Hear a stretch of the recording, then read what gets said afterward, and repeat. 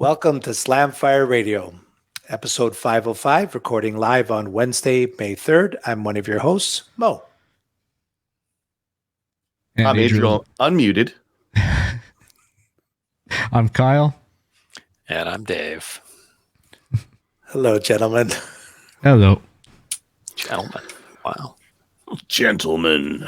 Mo, I thought you'd been around here long enough to yeah, anyway. I was being I'm going to polite. take that as being facetious. No, I meant it. We'll get into what we did with guns. We will start with Kyle this week. Well, as fitting for tonight's show, I went and shot Steel Challenge here locally on Saturday. They had 5 stages set up, and yeah, it's a good day. Got Buddy came out, shot his first competition period, so that was cool. And I opted to shoot limited with my STI, and then I took the Zev out and shot carry optics. So it was fun. I definitely got to spend more time shooting pistol, and I need to fix the front sight on my STI because it moves around quite a bit. It's actually loose. I don't know if it was going to show on camera, but you can. Yes, that shows on camera. That's like a 1/8 of an inch. That's bad. Yeah, it doesn't help. So No. it's not all the issues, but it doesn't help. No. And I definitely gotta shoot dot more because the dot just won't stop moving around. I don't get it. I keep waiting for it to settle, but it doesn't. Who cares? Just let it rip. Yeah, Yeah. shoot. Just put it on there. Bang. Yeah. But overall, not too bad. I actually ended up getting better times with the Zev than I did the STI, which shooting an optic, you would expect that. And ended up shooting 3rd overall for centerfire pistol with the carry optics and 6th overall with my in limited. And there was 16 guns being shot for a centerfire pistol. So Nice. So yeah, Congrats. some definite room for improvement. And now I paid for, we had the meeting beforehand just to go over what we're going to do for the match and everything. And I paid for my membership. So now I have a key to the target shed, including the steel targets. So I can take those out whenever I want, go set them up on a bay and train. Nice. So other than that, I ordered some stuff. I ordered some pistol ammo.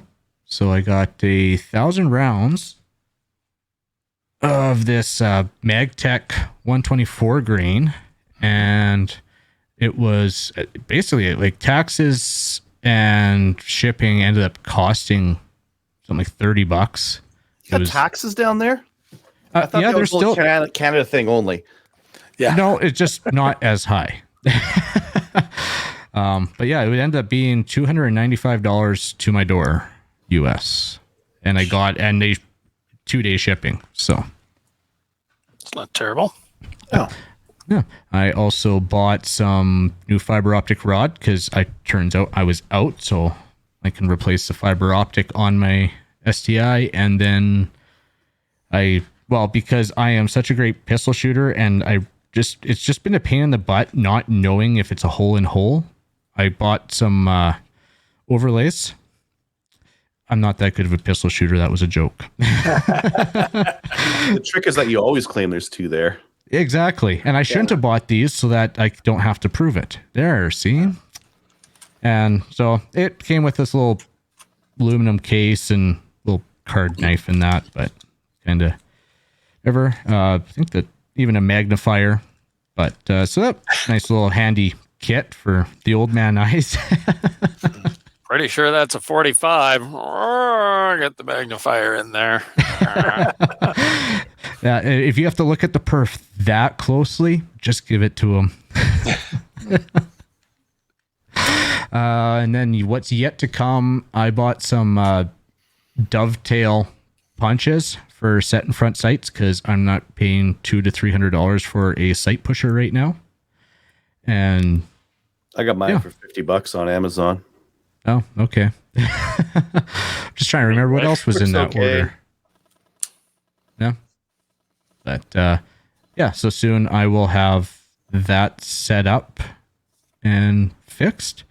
And yeah, so that was basically what I did and am doing. It's actually looking at prices. I'm debating if I was going to do much reloading, because those ended up, I think they're like 27, 28 cents a round for those pistol rounds. And it's getting close where it's not, if I order, it's not really worth it to reload, especially with primers at $125 1,000. Yeah.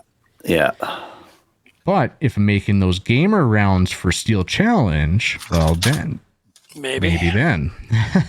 Maybe. But yeah. Dave, how about you? What did you do in guns this week?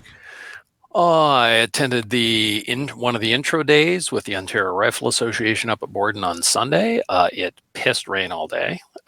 Was nice in the morning when they did the classroom, and then shortly after they hit the range, it poured rain. So we need to work on some of our optimizing how things work on the range to make sure everything goes a touch more smoothly. It was pretty decent, but there's always improvements that we can make. Thanks to Chris W. He came out and ran the butts for the day, which was great. And we had about 30 shooters. Everybody had a good time. We do a little classroom thing in the morning, and then do practical 300-yard shooting in the afternoon. So we had mostly people who brought their own guns out. It used to be all new shooters. Now it's a lot of people who just want to come shoot their guns at 300 yards who's never had a chance to do it. So that was a lot of fun. It was hilarious that people come out to the range wearing blue jeans and sneakers when it's like 90% chance of rain all day. And I got wet. I got very, very wet. And it was a bit windy. Yeah. So if you're ever going out to the range, just check the forecast and dress for it. And then we had this one father and son came out, full rain gear, like head to toe. They just stood there in the downpour all day, and whatever. They were fine. So that was good. And then I'll save the other one for later. That was it. How about you, Adriel? Oh, I did some stuff. I went to did a couple of Maple Seeds doubleheader, Chaz and Sherwood Park. Very good. Kit was all squared away. That was all pretty easy to get going. I did get a sunburn, so mission accomplished there. I said I was going to. Actually, I didn't even burn. I've got a tan, like this half is tanned and this half is not, because I was wearing a hat the whole time. And I got this. I got a pretty mean, not quite Neapolitan tan going on, but getting there. Did the Maple Seed Shoot Boss call on Monday, just to kind of go through some of the stuff with them, set up some more events. And then I ordered a nicer hunting rifle for this year, just yesterday, actually. I don't know if you guys have heard about it. It sounds like high quality. It's a high point 9mm. Oh, yeah. High point for high quality. I think so. I think that's what they're going for, right? And or you have to be high to buy one. No. I think they mean that you reach the high point of your gun buying now. Dave, you're muted if you're trying to chip in there. But 5-round mags, so it's legal for hunting, and it's more than 243. So I can use that for hunting in Alberta, right? Mm-hmm. Right. Mm-hmm. Yeah. Mm-hmm. The real reason I bought muted. it was on StreamYard. You're muted, Dave. So the real reason I bought it was $4.99, and it comes with $170 red dot,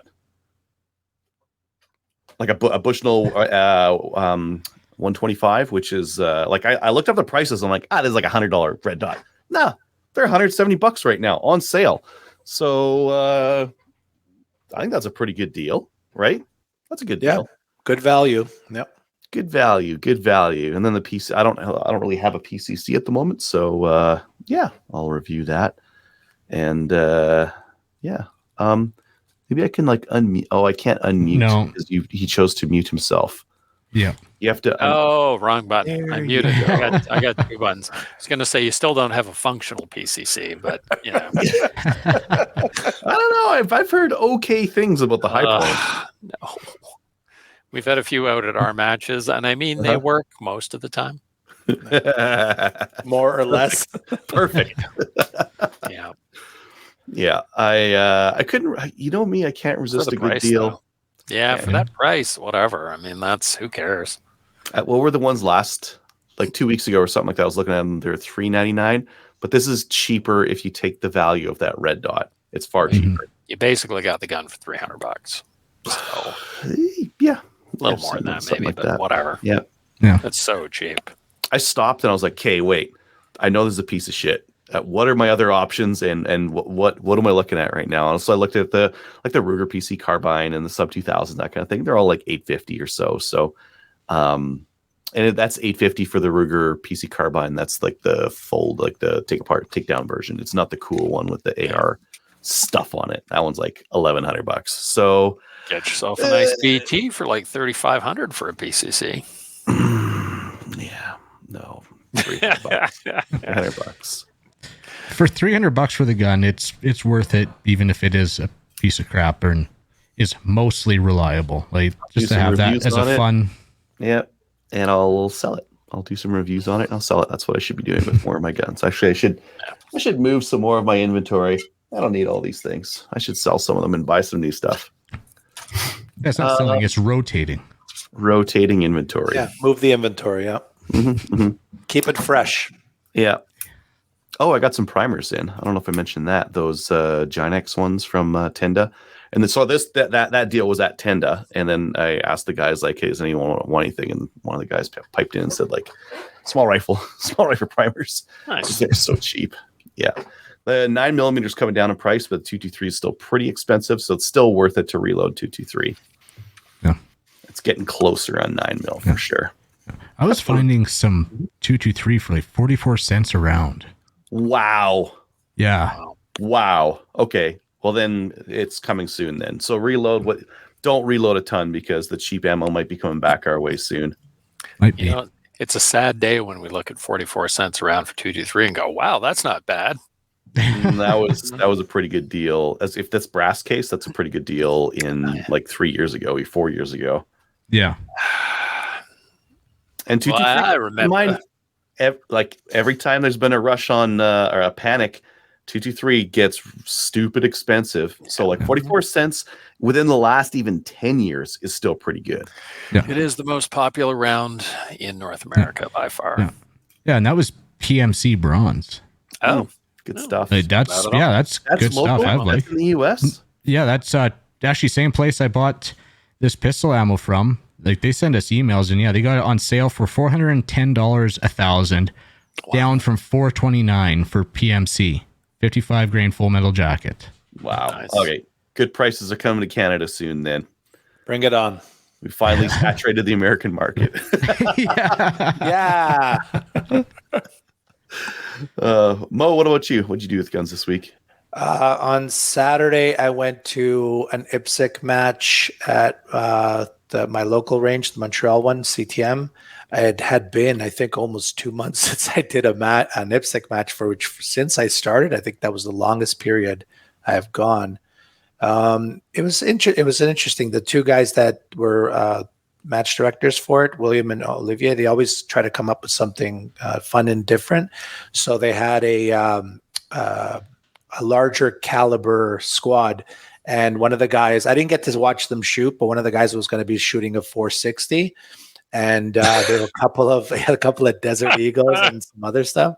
And the first time I actually saw the 460 round, man, she's a big boy. And so yeah, it's girthy. Yeah, girthy, yes. Yeah, something that comes out of a handgun. So and I didn't. So like I said, I didn't get to see them shoot. And my friend Louis was standing outside when they did, and he told me it was very loud outside of the indoor range. So then what else happened there? Guy, who listens to our show, Guy, hello. He was shooting his revolver because he tends to do a lot of the matches with revolver, and I think it's the first time I saw somebody shoot revolver in an IPSC match. I mean, there's not many of them out there, right? So, and I was really impressed on how quickly he reloads and stuff. It's pretty impressive to see him go. And then that was for myself. Like I said, I hadn't done it. I hadn't shot in almost 2 months, and there was definitely rust. And I hadn't been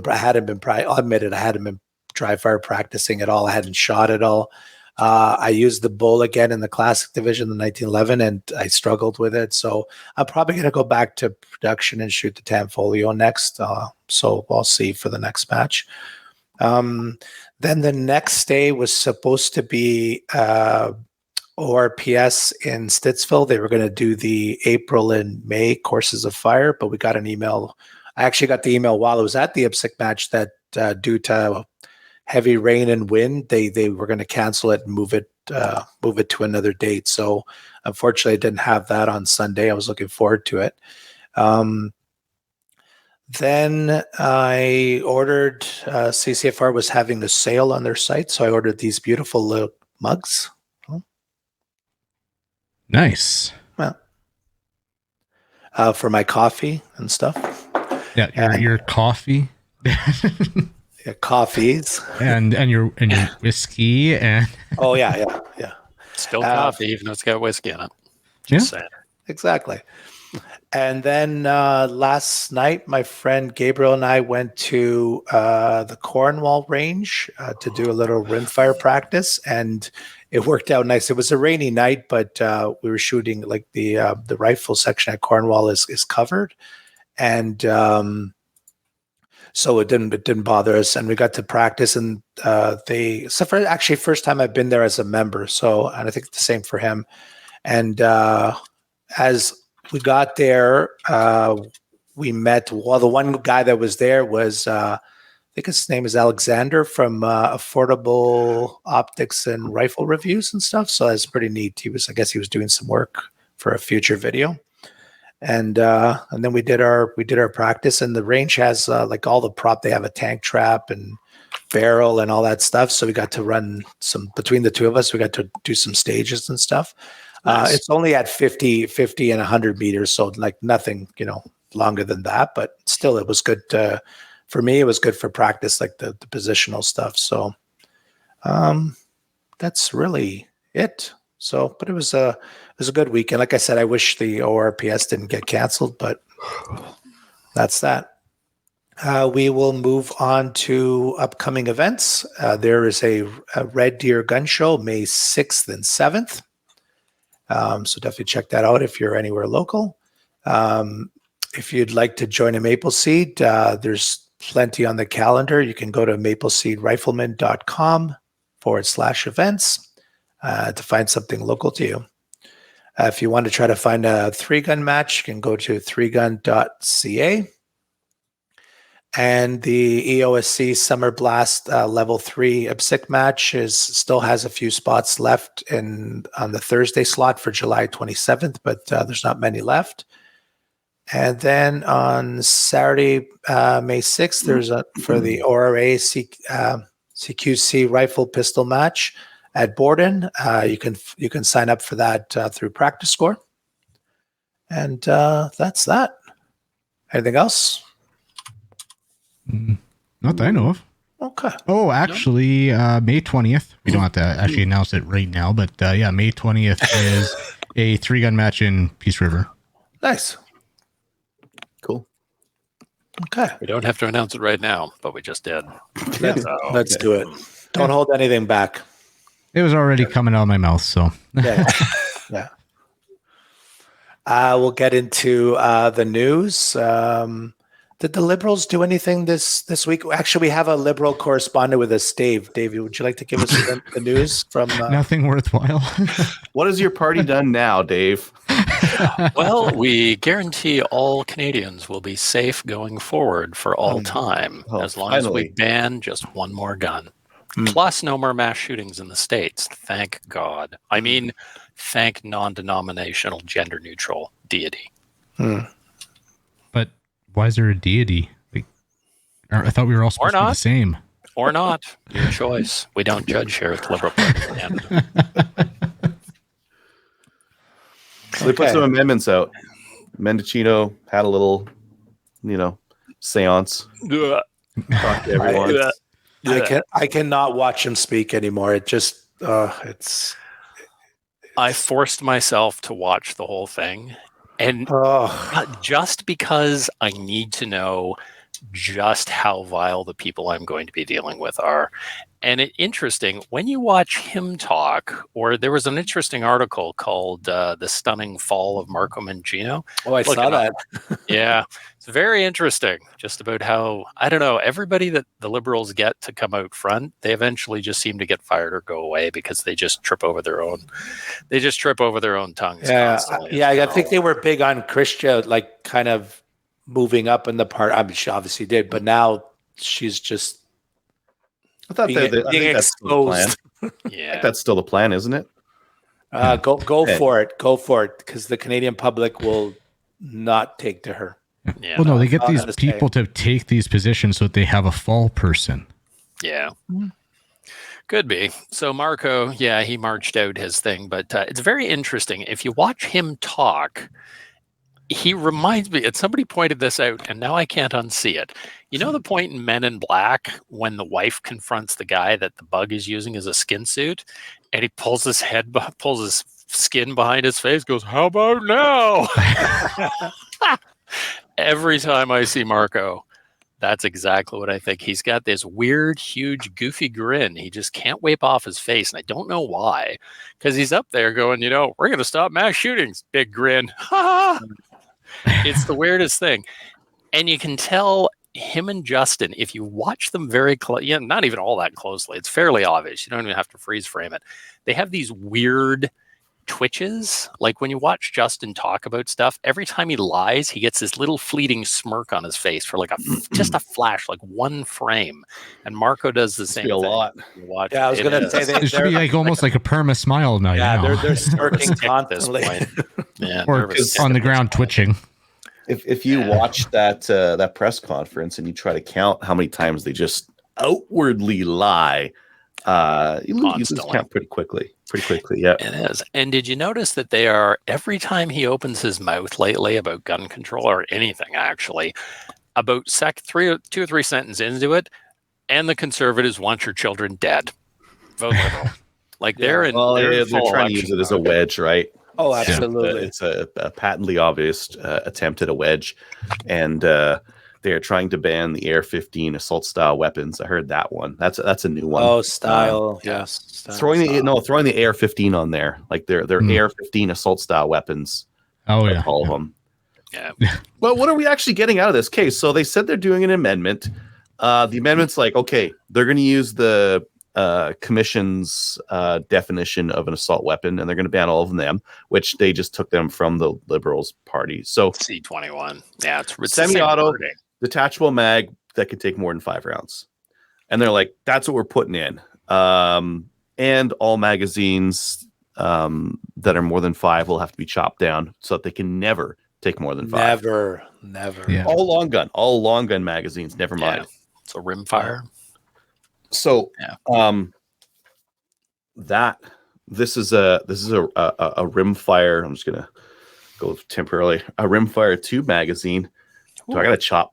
Am I gonna have to chop this thing? How many 22 shorts does that hold? Lots. Like 20? I don't know. Lots. Am I gonna have to chop this down? Like, yes.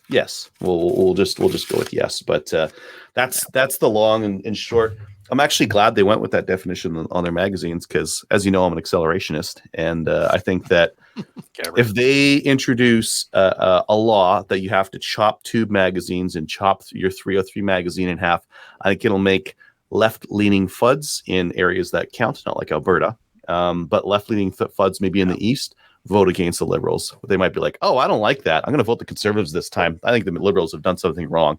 Good. And if that happens, fantastic. I will deal with the temporary discomfort of that nonsense if it awakens the left-leaning FUDs and makes them vote differently. That would be good.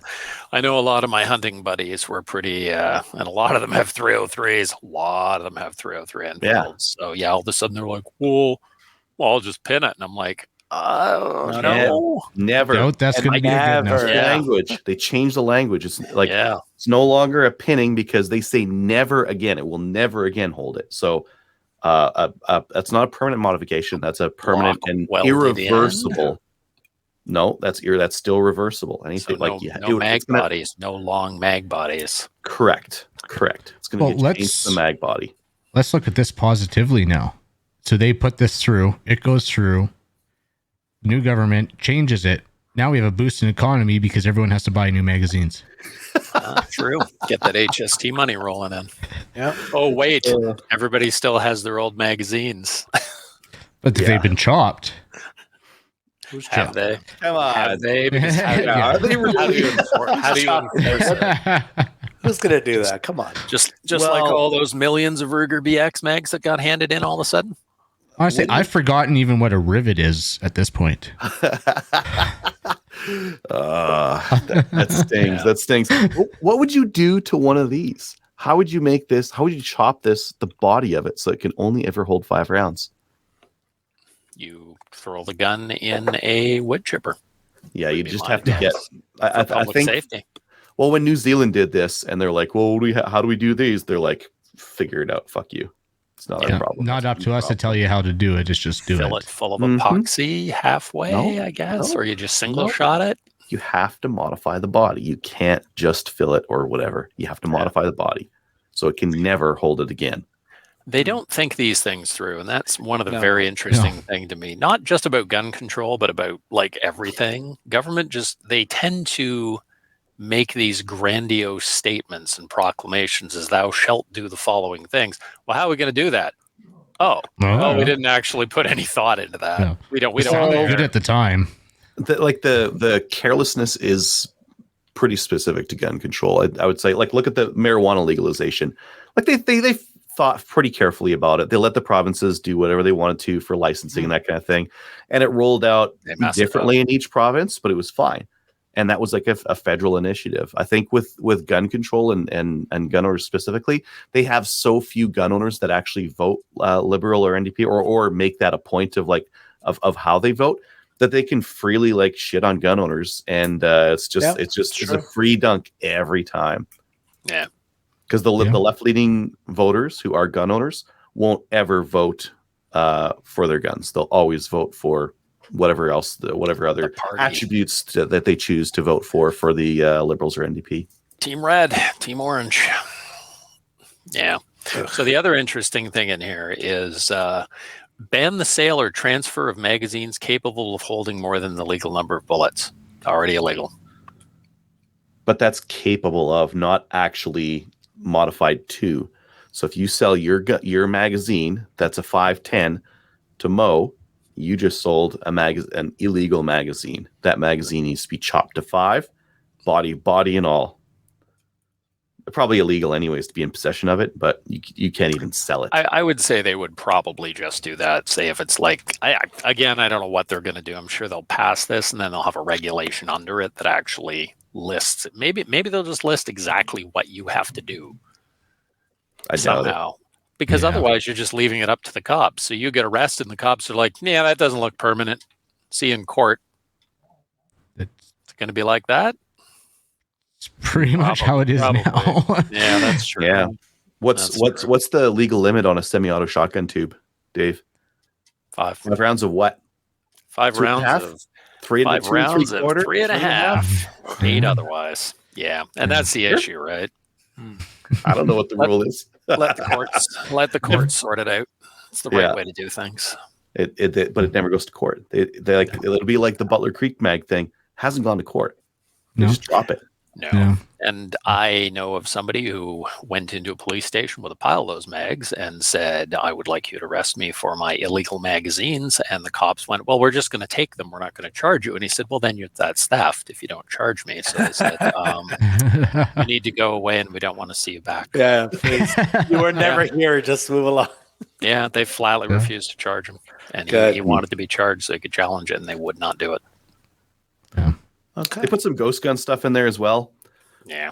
Which is NA because you can't 3D print a gun or manufacture a gun in Canada. Oh, the NDP were saying like, yeah, we're gonna put something in to make this like the manufacturer's problem. They put something in. Did you guys see what it was? No. Yeah. You have to have an FRT entry before selling in the country now. Yeah. I thought that was I laughed at that one.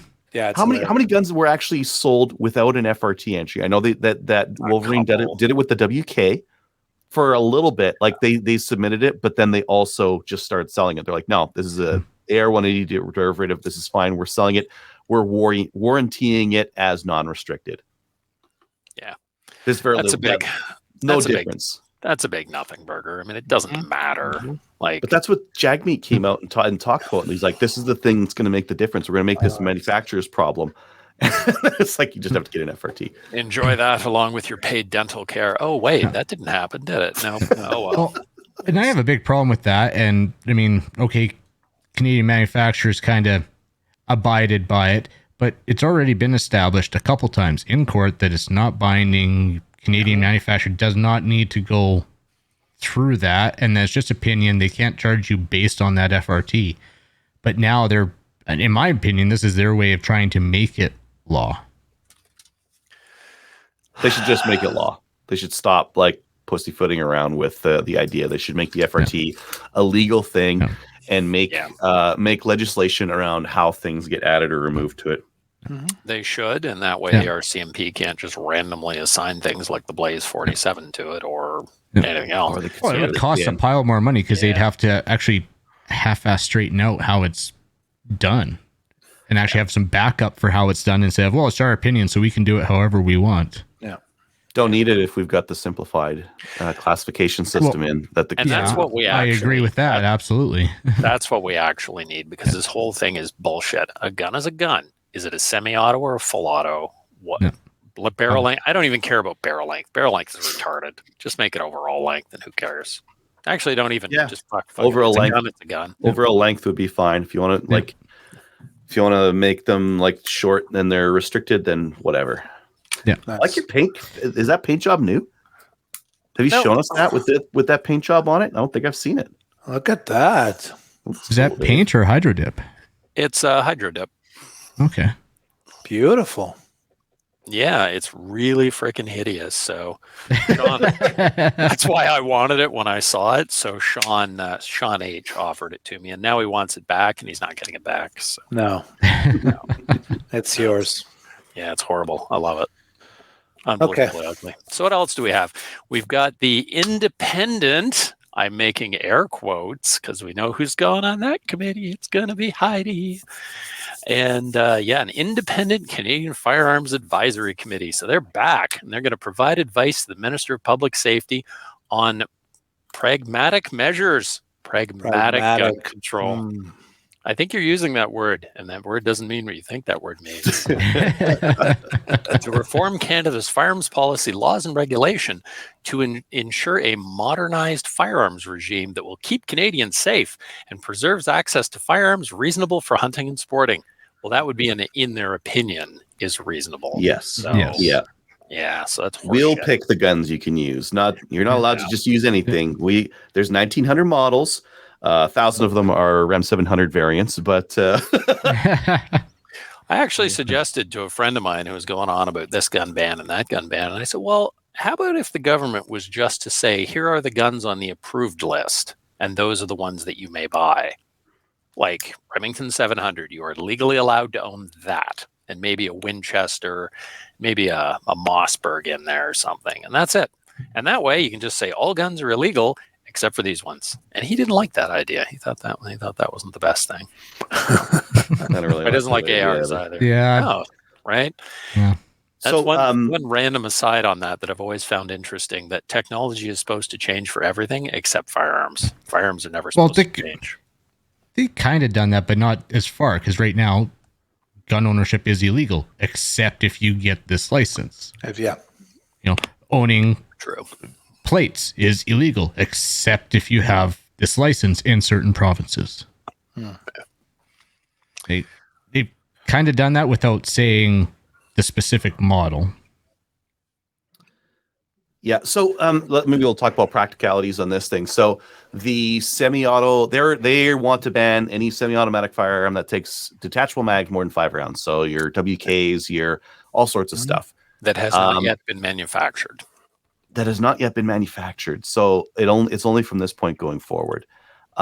But the committee can name ban anything, and they're expected to name ban anything they want to. They submit it to government then approves it, and OICs it. So I think the Liberals are looking for like a scapegoat. Oh, the committee said this. Oh, the Mass Casualty Committee recommended that we use this definition that we gave them. It's the same definition, but they recommended that definition, so therefore we're using it. And this advisory committee recommended that we ban the SKS. They did ask him like outright in the press conference. Yeah. Is the SKS banned? And he said no, but the advisory committee can recommend it again to ban. I watched somebody ask him about that. CBC guy, I think, actually asked him in an interview, why was the SKS on the chopping list? You absolutely had to ban it to keep the public safe. Mass murder, cops dead, blah, blah, blah. Why is it not banned right now? And he's like, well, people use it for hunting, but it's not appropriate because it's a weapon of war. And the guy's, it's a weapon of war from like 80 years ago. Well, that doesn't matter. It's still a weapon of war. And I'm like, well, and then the guy goes, how about the Enfield? And the guy's like, well, that's different. Different. Yeah. Same timeline, exact same timeline. Higher capacity mags. How is it different? And Marco, as usual, we are fully committed to public safety. Yeah, they go into the talking points. Yeah. Exactly. Yeah. Okay, we can move on. All around bad news. All around bad news. We'll move on to the next story. I'm not sure who put this one in. It says Vancouver Police Board questions why new school liaison officers need guns. This one is hilarious. So Vancouver, this was a member of the police board, a Rachel Roy. They were talking to a local inspector. They were talking about the new officers in school program they're going to get in Vancouver.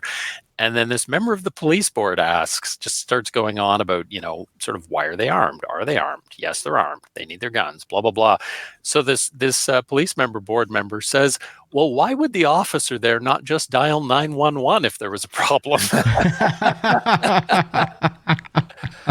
Wonderful. I'm like, that's great, because the cops are minutes away when seconds count. Duh, of course. Yeah. So the inspector said, well, it's the officer's duty to go interfere with it and deal with a problem if there is a problem, sort of, of a mass shooting or something, a mass killing, stabbing, whatever.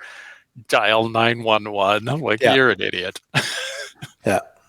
I think it's a great question for that. I mean, I'm glad they're at the schools, but press them like, okay, well, why can't we just call 911? Why do you have to post one? Or why does he need a gun? And no one else does, because, Oh, It did make me laugh. And we actually had that here locally, I know, when they were talking about officers in school. And a lot of people were really upset that there would be guns present in the school. Oh. So somebody asked, well, if we dial 911, do the people who show up have guns? Are there then people in the school with guns then? Sometimes not. It depends. I guess. Anyway, Well, there was LOL. a shooting in the U.S., mass shooting in Texas here recently, and I think I read it took 40 minutes for the cops to show up. No, they were kind of in the middle of nowhere, or maybe that was Saskatchewan I was thinking about. Well, you're thinking Uvalde. That's the one that got our pistols back. That was like an hour response. Yeah, but they were there quickly. They just didn't do anything. Around. Yeah. No, this latest one, it was just a really long time to respond because they were covering like something like 700 square kilometers or something like that. Mm. I had that in our local area.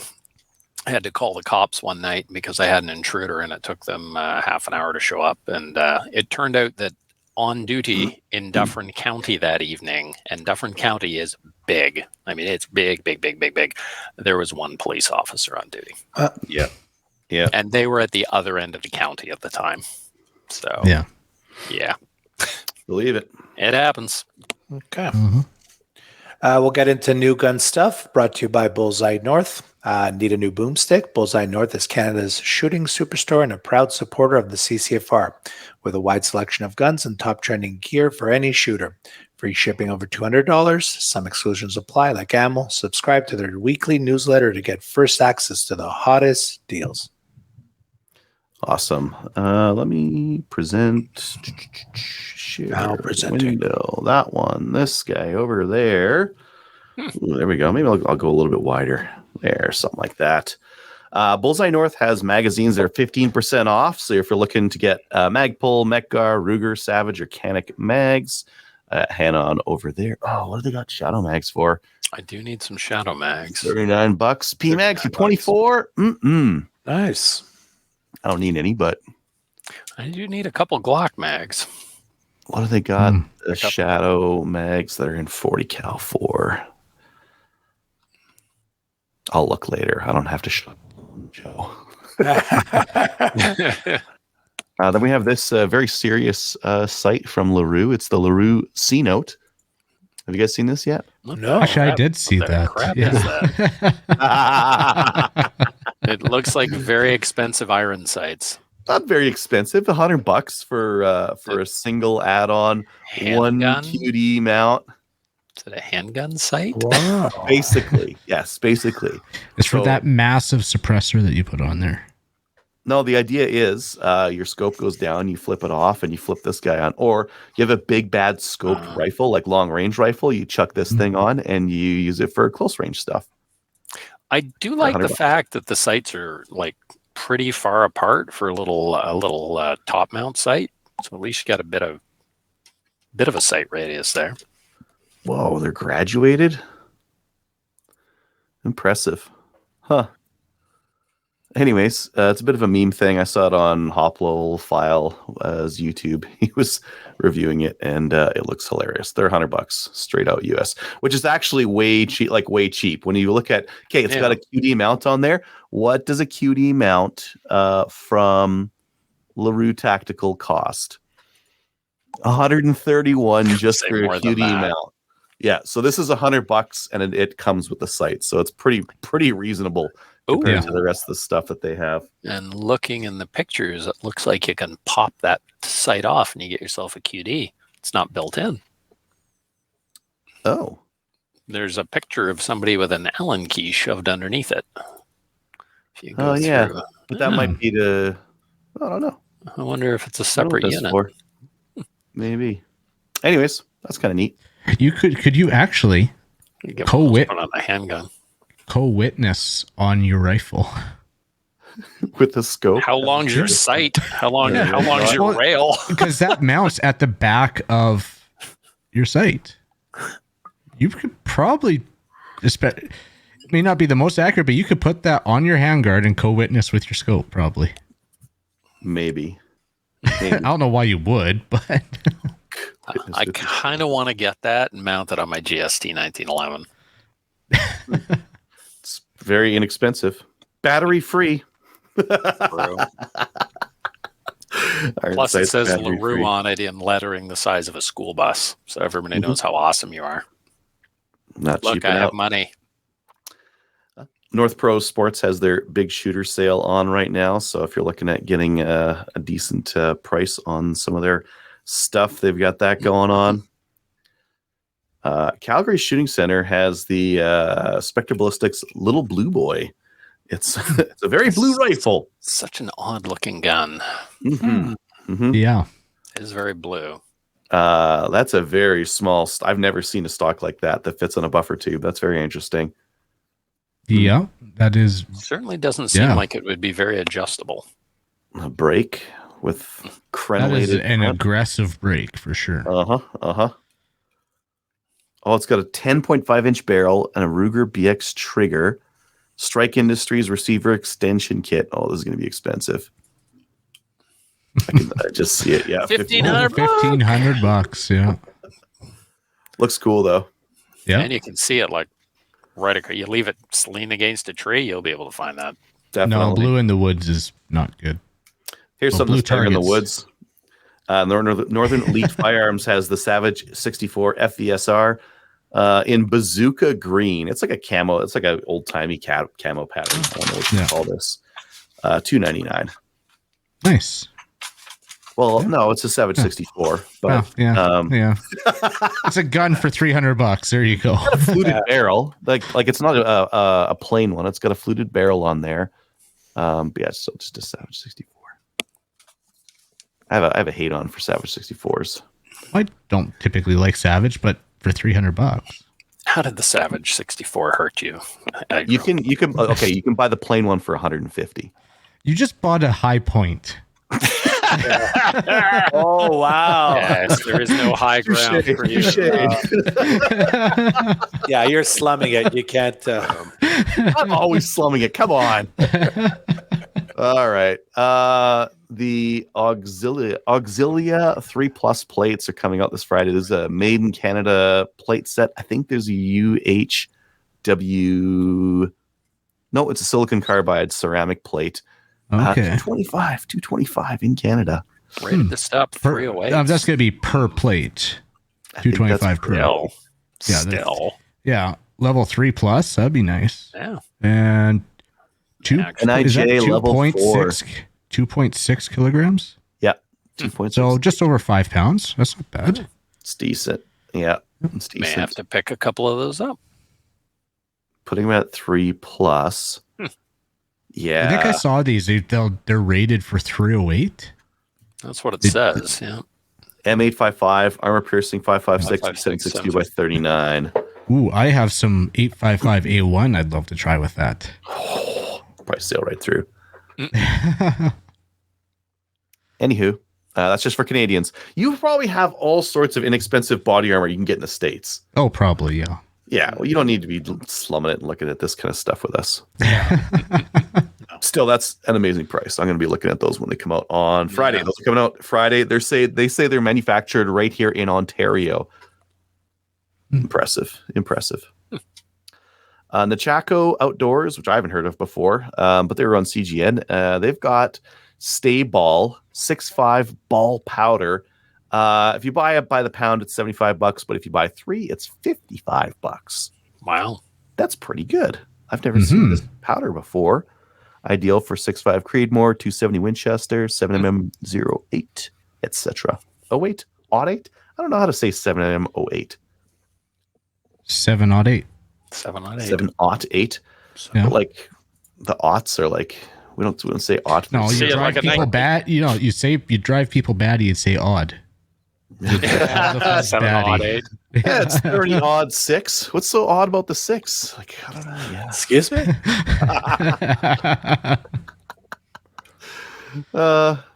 Someone added this. Is that leather? Ooh. Oh, yeah. Check out what's in the case. So this isn't new gun stuff. This is a posting on CGN. Somebody's got an Ohio Ordnance M1918 BAR and 30-06. They made 200 of them. Whoa. And it comes with a couple mags, looks like in perfect condition. And it is available to you for the low price of $17,500. But I was gonna say that includes $15K. shipping. Oh, nice. Wow. Yeah, so you can get your Bonnie and Clyde. Well, include shipping. There you go.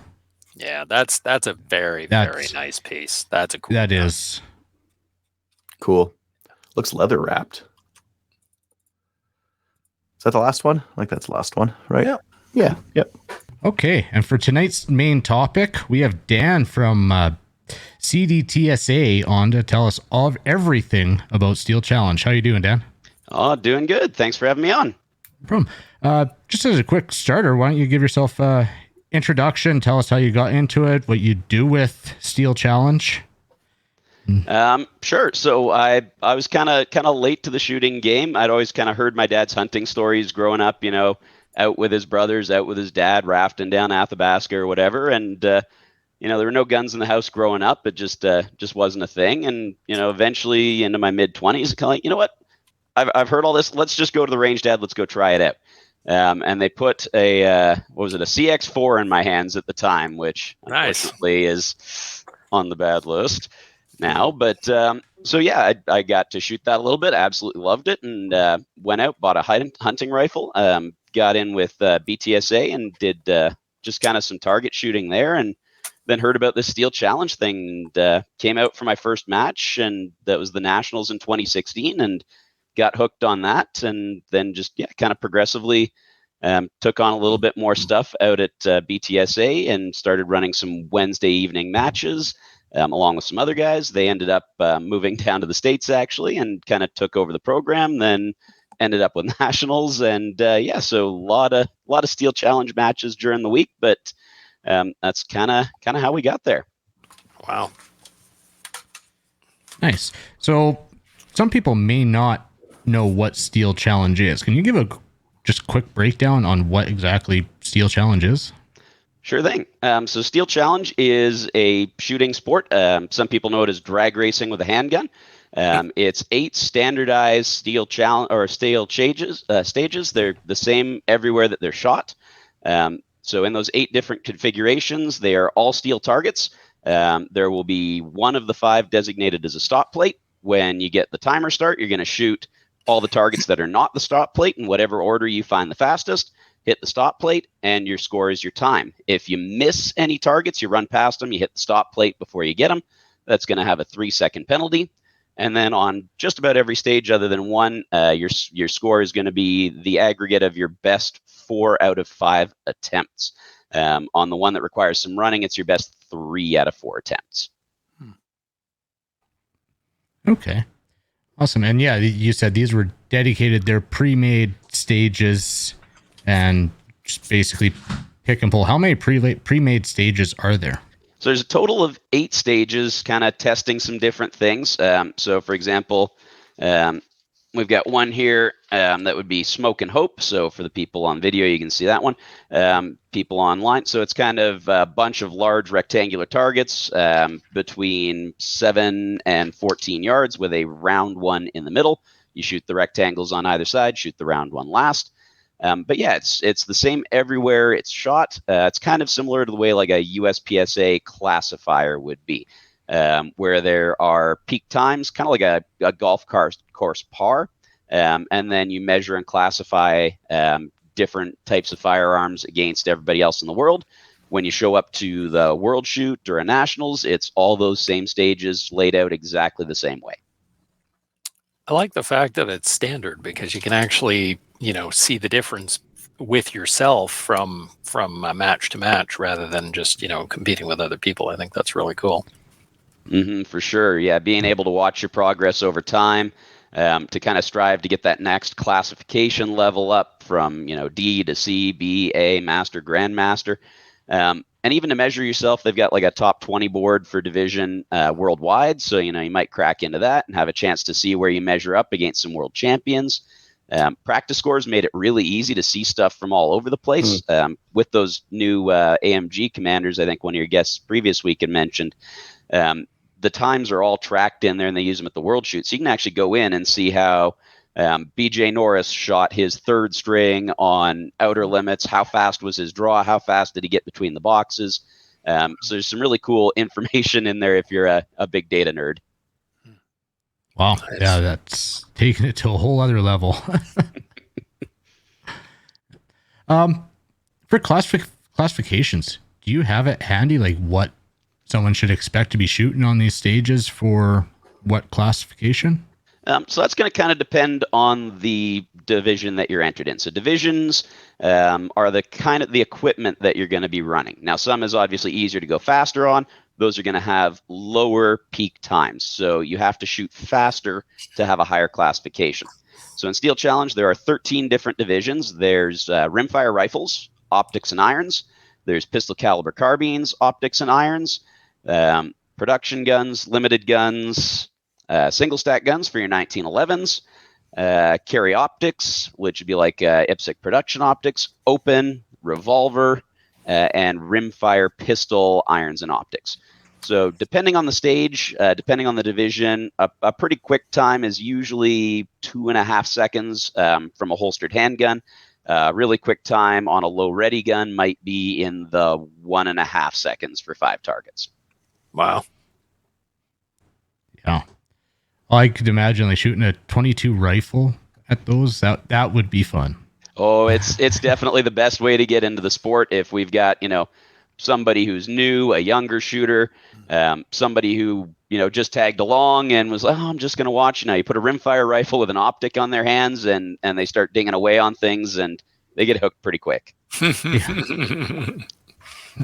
Steel's fun. It's fun to shoot things that do things. I notice when I'm out shooting with kids, if I've got steel, they're like, yes, ding, ding, ding, Everybody ding, loves ding. it. Yeah, steel's awesome. Oh, yeah. And the targets are pretty big too. They're easy. Yeah. You can smoke them with if you give them like a rimfire rifle or something like that, they can go pretty quick. Yeah, so there's 3 different target sizes. There's an 18 by 24 inch rectangle, which is what you see on that stage we showed there, Smoke and Hope, which is generally really pretty easy to shoot unless it's at ridiculous range, and then 10 and 12 inch round plates. Yeah, those 10-inch plates get kind of tricky sometimes. Oh, especially when you start going fast. And even those big plates, you'd be surprised if you get all gassed up and you're trying to go real quick, you can overrun a 7-yard, like 2-foot target several times. Start calling it the sprinkler when you spray back and forth and back and forth. Ran into that a few times over the weekend because we had a steel challenge here locally, and Smoke and Hope was one of them. And there were comments, a lot of new shooters, and like, oh, how could you miss that? It's like, just wait. Just enough rope to hang yourself with. Yeah, the Yeah, you shooting think, gods oh. are not kind to those who mock others. Not kind. Yeah. Yeah. Cool. So, I mean, you said 13 divisions. So there's a division for basically pretty much any gun and every person out there. What would you suggest for someone looking to get into Steel Challenge on, let's start, okay, we'll go with the rifle for one section. And then if they want to shoot pistol, what would they would bare minimum that they would need to get set up so that they can actually have a good time out for their first experience? Sure thing. So the 1022 is pretty much the ubiquitous rifle for Steel Challenge. Down in the States, there's some kind of AR-22 variants, but they're much less common. So really a stock Ruger 1022 is about all you need to show up with the rifle. You need 5 magazines. Sometimes 6 is nice to have in case you got to reshoot a stage, but you're going to be making 5 attempts anyways. You want a nice full mag for each one of those. What we're looking for in Steel Challenge generally is, that light, crisp trigger. You might want to put an optic on it your first time out. Usually makes it a little more enjoyable. You can kind of tell why you're missing, right? Oh, the dot went down to the left. I guess I did something that made it go down to the left.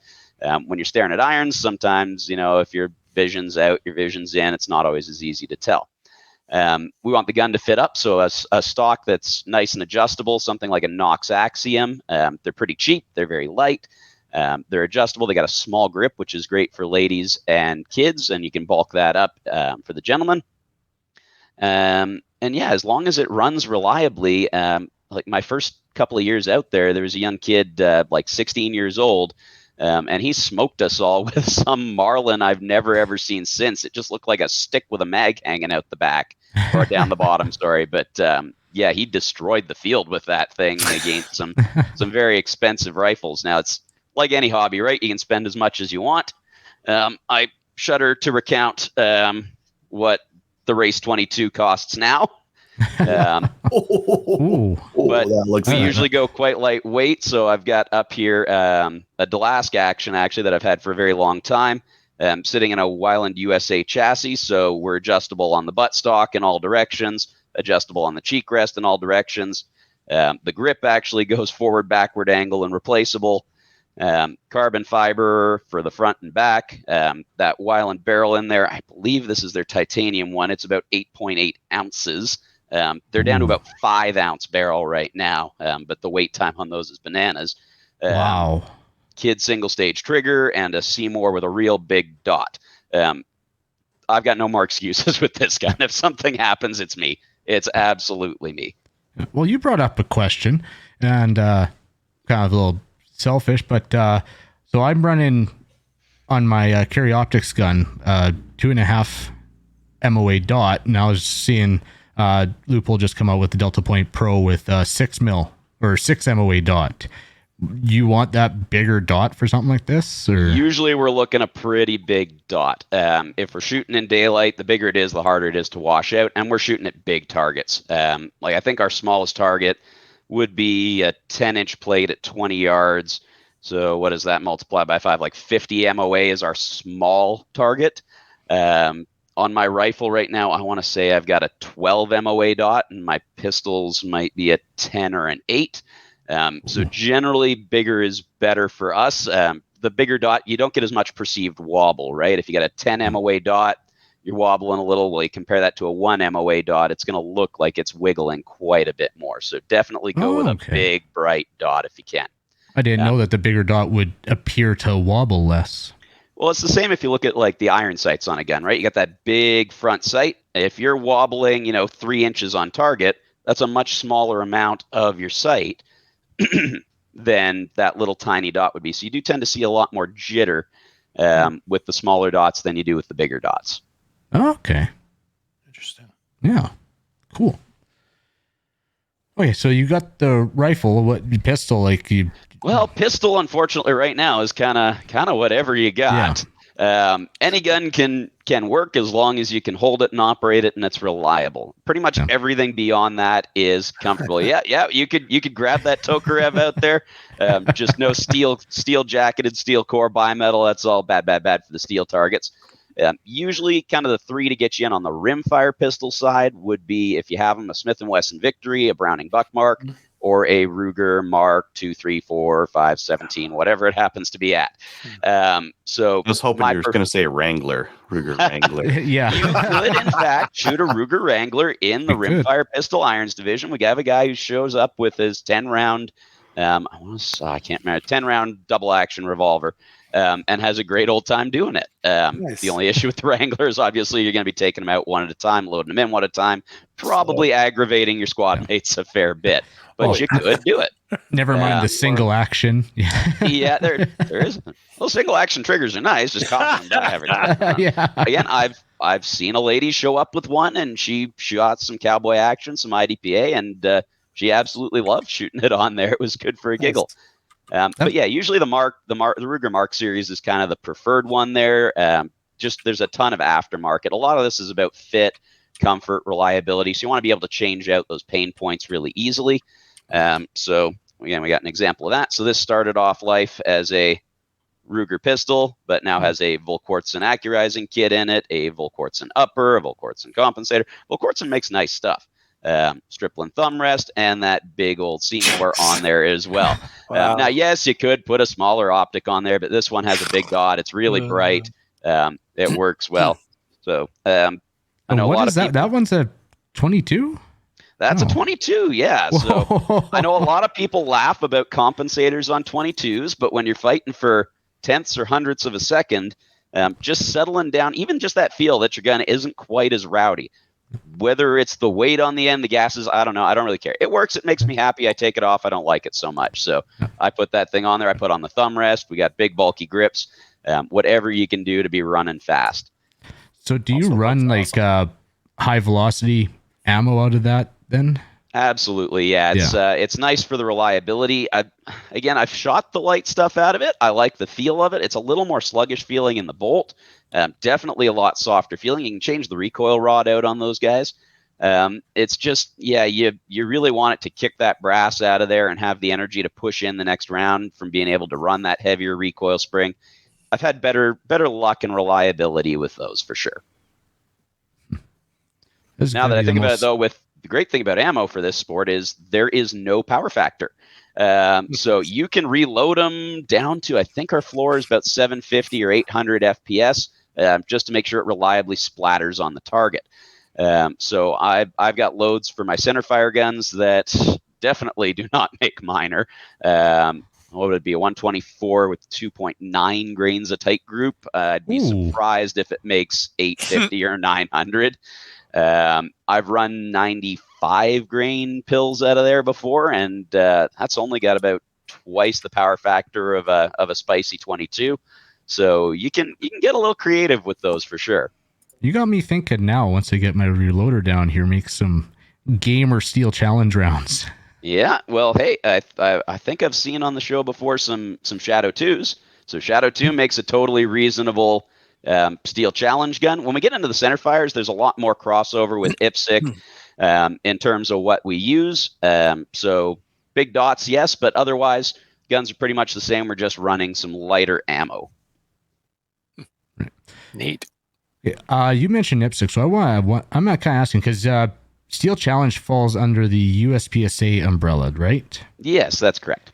So one thing that I know as when I first started shooting the USPSA down here is the carry optics division does not allow a race holster, where IPSC does allow a race holster in production optics. And I think anybody looking to get into that division is something that they should consider. Do you enforce that at your matches?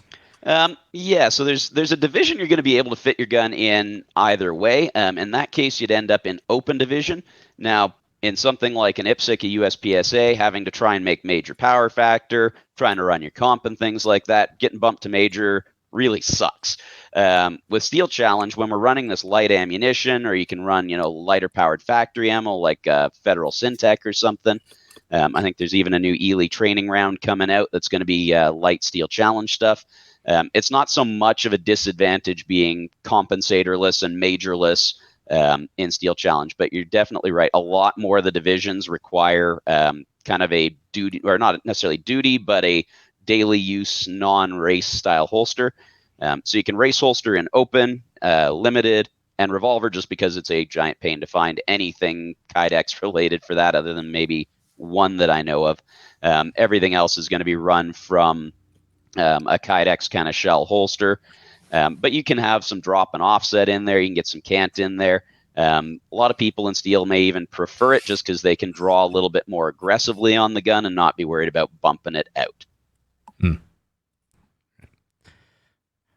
Let's transition to finding a match and clubs hosting USPSA. I know in your email you said there were a few clubs and that they're increasing. Do you have an idea on how widespread or how many clubs are currently doing Steel Challenge in Canada right now?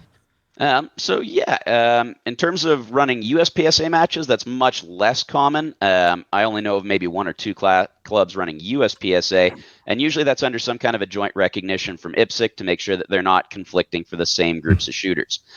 Steel Challenge, a lot of the clubs in Canada are shooting unofficial. They're copying the stages, or they're doing their own stuff, kind of a hybrid of Steel Challenge and Rimfire Challenge. I know of about 5 or 6 that are running the official stuff. I think there's a club or two in Alberta that are starting to make their way there, as well as BTSA.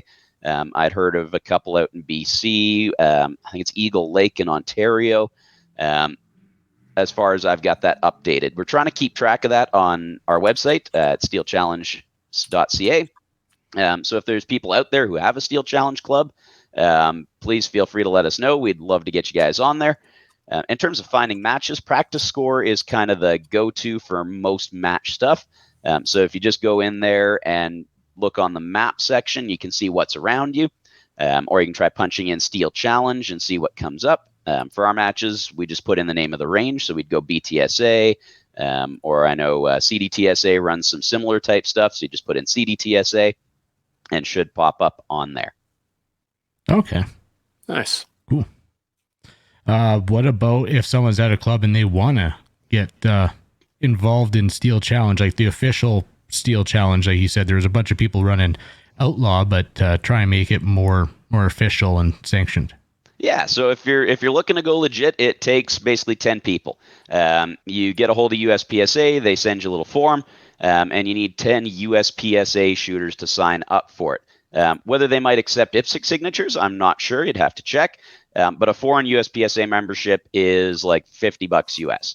So you sign up for that, you get your access to the classification system. You're allowed to shoot at the higher level matches, so Canadian Nationals, any provincial championships that are held, and the World Shoot.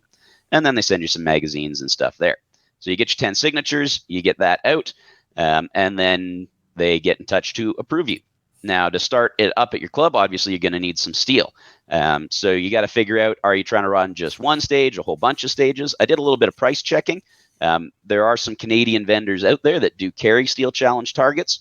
Costs, I think it was about $3,500 to get kind of like any one stage, which I think was like 4 of one round, 5 of the other, and 4 of the rectangles with the bases and the caps that hold them up.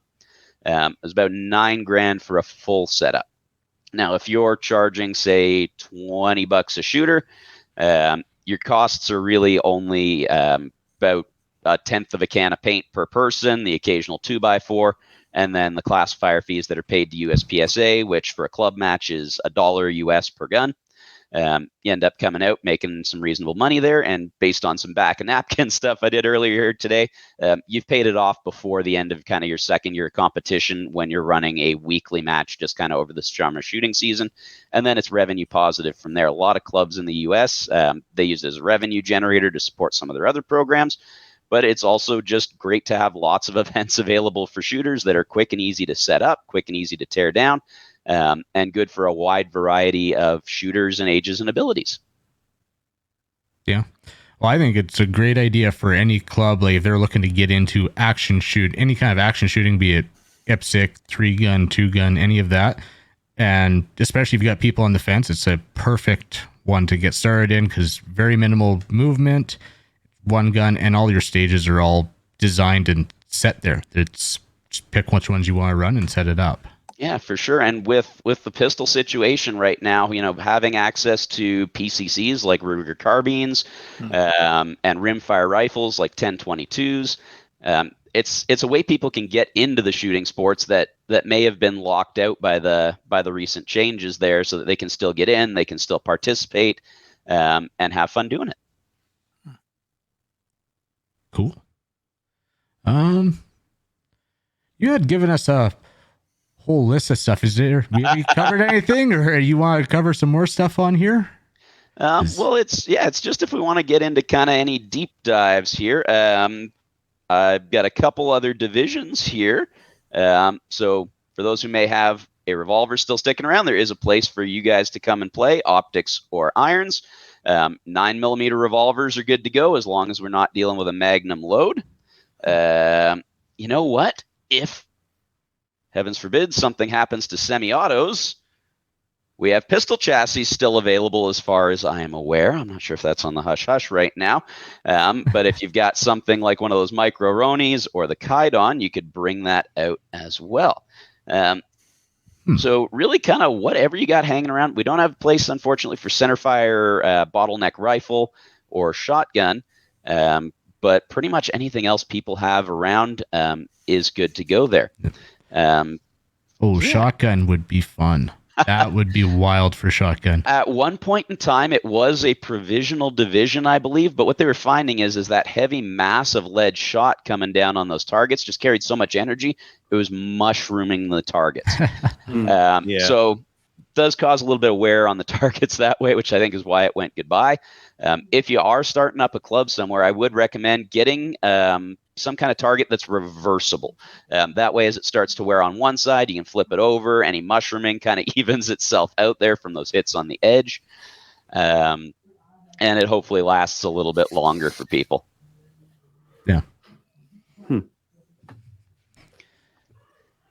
And there's tons of stuff out there on YouTube for people looking to get into it. A lot of recording came out of the World Championships just this last weekend. For those who have never seen it, some of these times get crazy fast. The match winner there for the overall was 53.35 seconds, which is for 131 scoring shots, or 135 scoring shots. I worked it out somewhere here based on last year's, which was like 53.97. That's a 20.6 hit factor sustained over 31 runs. Wow. So it gets going pretty quick. Yes, and including 31 draws. Now that would have been a young man, I believe, who's shooting rimfire rifle irons. This really is actually it's a sport that in the U.S. is dominated by kids in the low ready division. I went to Worlds a few years ago. I got spanked by like a 13-year-old girl who was probably no taller than her rifle was, badly, embarrassingly badly. So it's just that hand-eye coordination, that fearlessness, not counting the dollar value of the ammo you're sending down range, certainly makes it easy to go fast. And then as they grow up, they tend to move into the centerfire divisions and keep causing grief for all the rest of us in rimfire as well. So yeah, buckets of ammo is kind of the way to go for Steel Challenge. Rimfire is a great way to get into it just because of the low cost. You can train a lot without getting worn out. You can train a lot without burning too bad of a hole in your credit card. And a lot of the skills are really transferable. I did find that, I started shooting centerfire with the CZ, and just was not doing great. And I went over to Rimfire and I found a lot of bad habits dropped away, came back to it, and jumped from C class to M class pretty much immediately, which is a great feeling that that training time wasn't wasted. Yeah, for sure. That's awesome. 'Cause I was just looking at my times from the weekend, and we only did 5 stages and like 105 and 115 seconds. So holy cow. Oh yeah, well, the guy who I can't remember which division it was, BJ Norris, but he shot 86 seconds from a holstered handgun, and I think it might have been iron sighted as well. I think he was shooting limited with a Glock or something crazy. There are some crazy shooters in Steel Challenge with it being the same everywhere. You build a lot of muscle memory. You optimize a lot of things. Yeah, you can practice that stage over and over and over again. Well, and like half your time is in your draw. Getting a really good, fast, repeatable draw is pretty essential. And I peaked at some of those times, and his draw time for Smoke and Hope, the one with the big targets, was under 0.7 seconds from a surrender draw consistently. Whoa. I can barely get my rimfire pistol up in that time. Wow. Yeah, some crazy stuff really pushing the boundary of what's possible there, just because it's so repeatable. Now, some people don't like the fact that Steel Challenge is the same 8 things every time. But there's a level 1 exception in there. You're running a club match. As long as you've got 2 of the official classifier stages, you can build any other safe stages that you want to add in there. If you want to, I don't know, I've been kicking around one of, hey, maybe I take some leg looking round targets and some square ones for a body because we shoot at BTSA. Maybe we make the white buffalo or something, and we shoot that as one. And now obviously you wouldn't have a peak time to compare to. But you get to have fun shooting against all your buddies on something that maybe you haven't seen before to keep it fresh. Well, that is cool that when you put on a sanction that you only need, well, you said 2? Yeah, for a level 1 club match, you got to shoot at least 2 of the official stages. But as you get to the higher levels, like a provincials or a nationals or a world, then it's expected that you're using the formal stages. Right. Yeah. I don't mind that they're the same. It just because you're always trying to improve your shooting, and for setup, boy, that would be easy. Just tell the guys, setup. You're going to do Smoke and Hope. Can you go over and do this one? They know what they're supposed to do. There's measurements. They can just go. There's not. Yeah, well, somebody before I took this thing over actually took a bunch of ropes and did all the different splits and angles off of them, and you just pull out the rope, 90-degree everything, drop them down. We've actually started just putting out some survey whiskers for where each one goes, so that if someone doesn't have access to the matchbox, you just come out, you got the setup diagram, plonk it on all the survey whiskers, and you're good to go. Nice. Very easy. Yeah. I like that it's the same, because I mean, if every competition was like that, maybe not, but because I do like the change, like, and not knowing what you're gonna get when you go to a match. But for some reason, like, Steel Challenge, I like that it's repeatable and you can practice that. Like, it's a speed shoot, so it's all on your gun manipulation. Oh, absolutely. You'd be a baller at your draw and at your transitions. Yeah. Oh, for sure. Every shot's a transition. There's no double shots on the target. So, if you got a plastic gun, there shouldn't be, exactly. That's the dirtiest words in Steel Challenges. Hey, nice reload. It's a great reload. Yeah, anytime you need more than 5 shots, you're giving up some time. But like plastic guns aren't at a really big disadvantage there because you don't need to settle on that second shot. You're already moving to the next target. But yeah, some of those times between targets, like 13, 14 hundredths between some of the close ones. I can't split that fast, but somehow I can transition pretty quick. So it's interesting, some of the skills that come out of it, for sure. Yeah. Mike's asking, how FUD friendly is Steel Challenge? Well, we've seen Grandpa's standard issue 1911 come out. You can shoot the big 45 on him if you want, as long as there's no weirdness in the ammo. It's pretty good for everybody here. We've had shooters come out, in their early teens or maybe even a little younger if they grew up in a shooting family. We've had people who have stood at the line in a walker. We've got guys who mostly hunt. We've got guys that do a lot of IPSC, and ladies. and people from all walks of life. There's doctors, there's teachers, there's tradesmen, there's one gentleman who owns a jewelry and gunsmithing business. So tons of different people. It's really open to everybody. That's awesome. That's the way shooting sports should be. Absolutely. Yeah, and it's not so gear intensive. Like I said, I like because it's just so easy to get into because you don't have to buy thousands of dollars worth of gear just to at least not be gear hindered. Yep. Just the basic 1022 and enough magazines to come out is great. Even if you don't have the full 5, you can have somebody stuffing mags for you behind the line. That's totally okay. If it's your first match out, you can have people there coaching you. There's a level 1 coaching exemption. Nice. People can call hits for you. There's exemptions to not need to move on the mover stage. If you're uncomfortable, there's a little special penalty that's applied. But there's lots of room within the rule set for all kinds of levels of experience. You don't need an IPSC black badge to come out. You will probably find there are some differences between clubs and what they'll allow. For us, we get you to come in, and at the beginning of the match, you'll go aside with the range master. We'll make sure your draw is safe if you're shooting center fire. And if something looks sketchy, we'll give you a little bit of feedback. But for that match, you can shoot just like one of the rimfire shooters would. So you point at the cone. We just we don't submit that for score.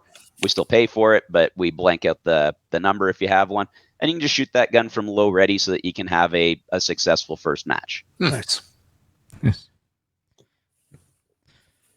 Mike's saying he asked that about the FUDs because getting things going at some ranges is impossible just about. And yeah, so it's a fairly well established sport with a really safe track record and a really clear rule set. So should hopefully be fairly friendly there. Again, you are dealing with something that is technically an action shooting sport. So if your club is usually just bullseye, it may be a bit of a change. But it is certainly very safe. One thing we have heard of in some places is some of the chief firearms officers have been a little iffy about steels that don't have shrouds over them. Out here in Alberta, we don't have to shroud our steel. But the way we did that is we actually did some testing that we submitted to the CFO's office. So if your club, or if somebody wants to take the bull by the horns in there, I don't know, looking at you again, Nova Scotia, but what we did or had some guys do is on one of the winter days they went out and they shot them, and they could see where the ball was actually landing in the snow, and it was making a very clear pattern just straight across from where the steels were. The other thing they did is they took a wall with a port in it, and they covered that around in paper, and then they would shoot the target a bunch of times through there to show that there was nothing that was coming back with enough energy to go through that paper. So yeah, you will get the occasional bit kicking off of a hook or something like that. It does happen. That's why we got to wear the shooting glasses, and we want to wear the hat, and keep things on the neckline tucked in. But it's really safe. It's really accessible. The gear can pay itself off in a fairly short period of time. So hopefully, if there are people out there looking to get started up, then we can get some more ranges on board. If you need some help, you can always reach out, and we got match manuals and things that we're happy to send out as templates, and to help connect people with the other people they may need for some advice or some direction. And then those steel targets, you can turn around and use those for IPSC matches and 3-gun matches. I have seen a lot of our Steel Challenge 18x24s become hardcover at IPSC matches for sure.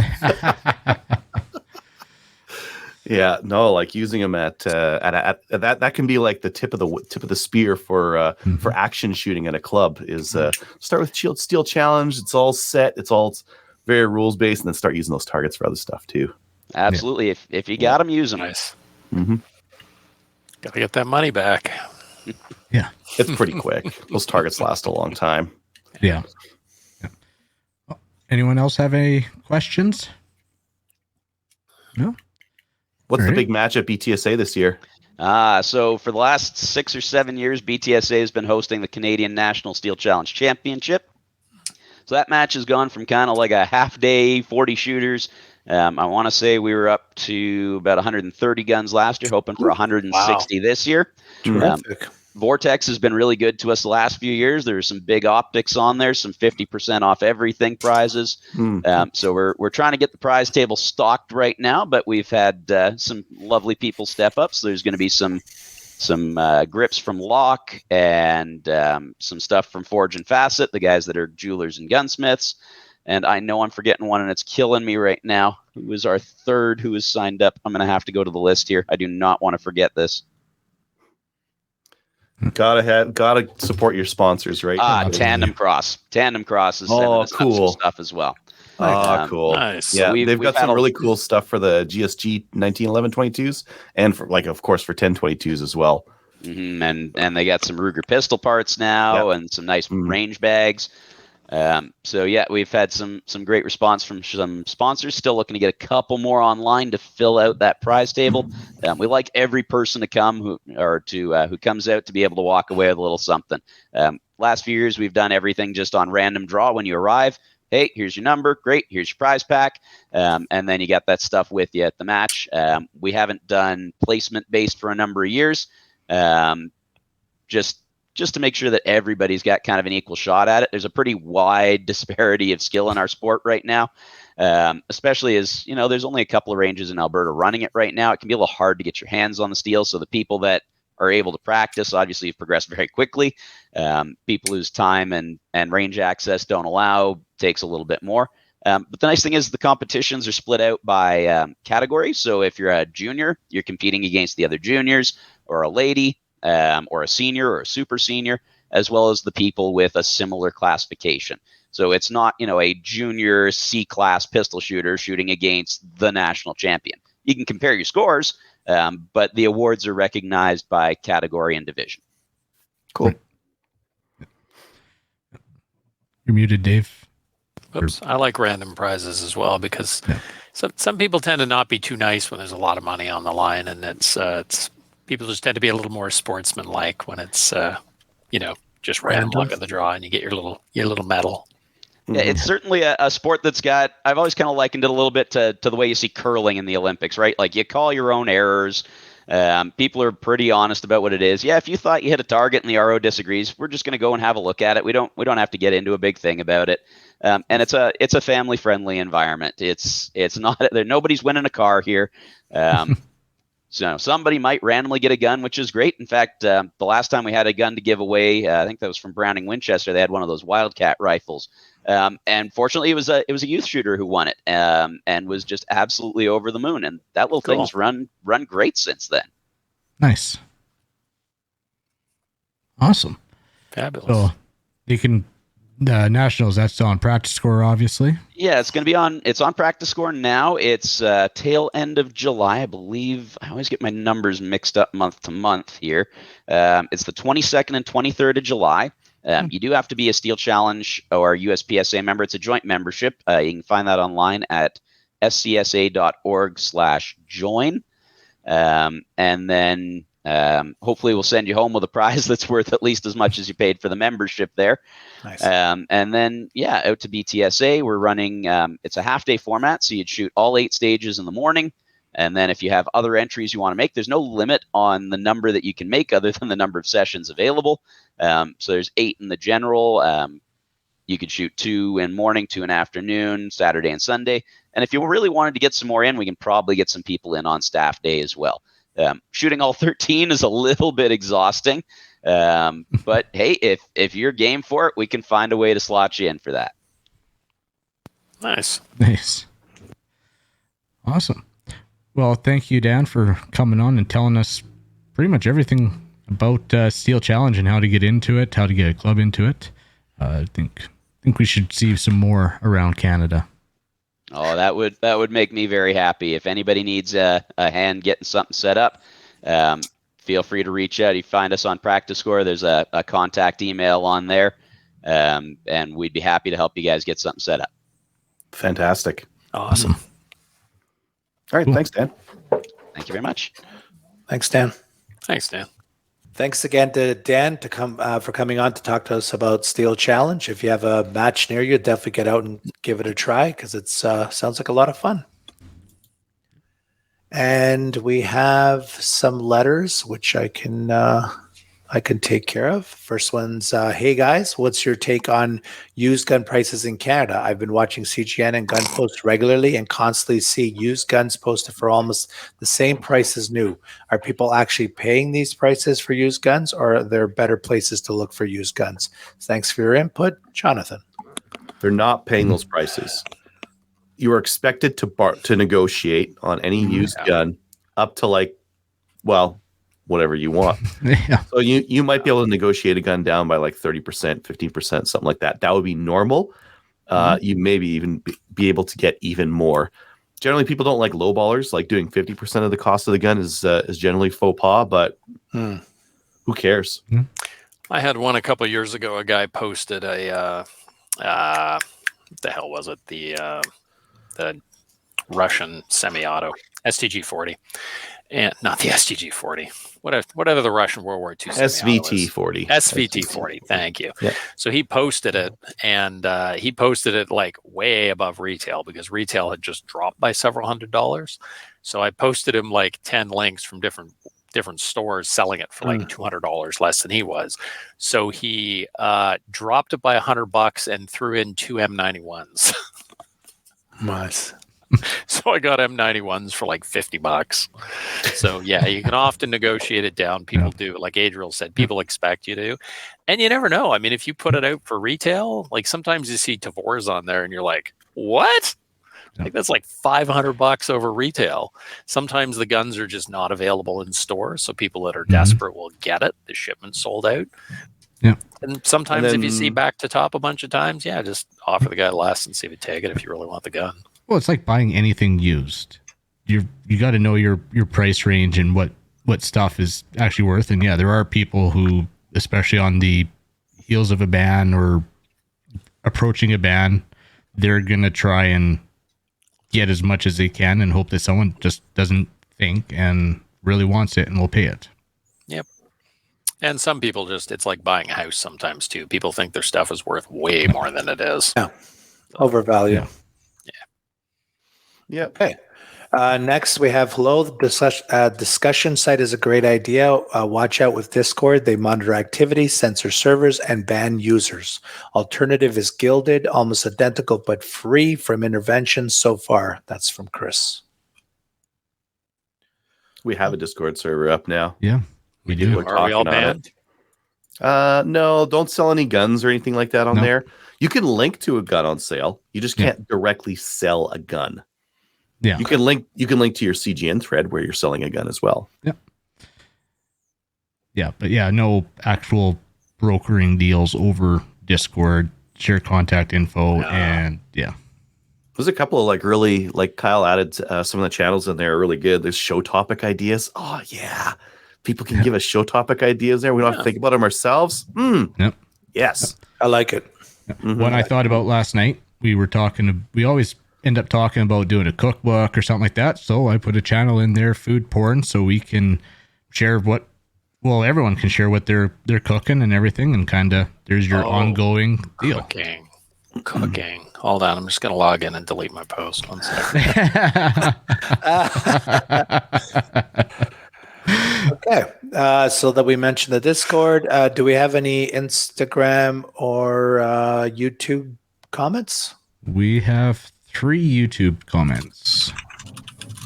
So we starting off, we have Red Leaf Rimfire. It says Travis is a phenomenal guy. His Boss Gear products are top quality and work extremely well. Really appreciate everything he put into last weekend. Oh, nice. And Tony says, I will see Adriel at BTSA. Hopefully it is not snowing in September. Also, there is no way I am not getting in this time at his own range. And then he goes on, gotta love the RDSC. If you open their store page for any pistol, you will see their statement. Restricted to law enforcement and military use only. Our current liberal government has arbitrarily decided that you, a licensed, law-abiding civilian, are no longer responsible enough to own such firearms. Canada has fallen. So. Okay. Thanks, everyone. If you go to our website, you'll find a Cabela's link on the side. And if you use the link, you're supporting the show when you make a purchase. And I guess we have a list of stuff that was bought in April. 2 Primo's Tightwad turkey choke tubes, Mm-hmm. Lyman pistol bleacher block, Lyman A Zoom blue value packs, and a Range Max tactical gun case combo. Which I didn't know those bleacher blocks were a thing. It's just a loading. It's a loading block. It's a stacked one, like a bleacher. You guys ever seen one of these things? I'm gonna share my screen. That's what it is. This isn't like Oh. bleaching, is it? Oh, thank God. Okay, good. Did that have to have any relation to the post you had to delete? I plead the fifth. I know we're not in America, but I plead the fifth. It's kind of neat. Why are they stacked like that though? Well, I guess Allows you for put a 'em smaller closer. footprint. You could put them closer together and they're still easy to pull out, I guess. Okay. That's what she Well, says. I know that somebody used our link to buy a couple other things. We'll see if they show up in May. A couple GPS units. Did I get to everything? There's a Bushnell Nice. Engage rifle scope, a Coughlin's plasma flex lighter. Plasma lighter. What's that? They do like a cross electric thing Fun. instead of flame, and they're fun to Yeah. like shock people with. So you've heard. So I've heard. And the last item was an Abro stock triple wedge shooting rest. Awesome. Nice. Well, thanks, like everybody. a wedge thing that you put under the back of the buttstock of the rifle. Yeah. Yep. Appreciate Yeah, so everybody that's, using the link. That's awesome. Thank you. And so if you'd like to support the show, you can do so through Patreon and Player, the new Player. for the new name for Patreon. If you'd like to email the show, we'd love to read your letters live at slamfireradio@gmail.com. I'm just going to do that. Does anyone have any shout outs tonight? Dave, Mo's supposed to be the Quebecer. He's supposed to do that whole part. I think that was a France French more than En a français. Quebecois French. My shout outs are to the other Maple Seed instructors. I've got a couple of recommendations as well for YouTube videos. MRE Steve didn't die. So his last video 1 year ago was him eating a really bad PLA ration that like had gone bad. And everyone had thought he had died. Oh, wow. Because he got sick from it. But he's back. He did 2 more videos on a couple of new MREs. And then Okay, Ian, like old MREs. no, the Chinese, he eats super old stuff. But the Chinese stuff was new. He's eating stuff from like the 40s and like Ooh. hardtack from like 100 years old. And he no problem with that. But that new PLA one just about killed him. And then a recommendation for the Ian Runkles just put out a video on the C-21 amendments. Go give that a listen or a watch or whatever. Yeah, for sure. Dave or Kyle? I'd like to shout out Kevin and Tammy. They're president and I believe treasurer for the Cavern City Action Shooters. So the time that they're putting in to organize these events and working with the town to get the bays so that we can go out and shoot. So thank you guys. And they got the Steel Challenge going. So good. Shout out to all my people at the ORA, all our members that have been coming out to events. We got a full deck this year, so really looking forward to seeing everybody out and all of our executive and council and staff members and blah blah blah. Everyone involved in running the whole thing. Thanks. Before I do my shout out, Kevin gave us show suggestion, a cheapskate gun review for us poor folks. Adriel basically does like a cheapskate segment every show. So definitely, I mean, if he'll buy a high point, he'll buy anything. So, I mean, Adriel is the wish.com of the firearms community.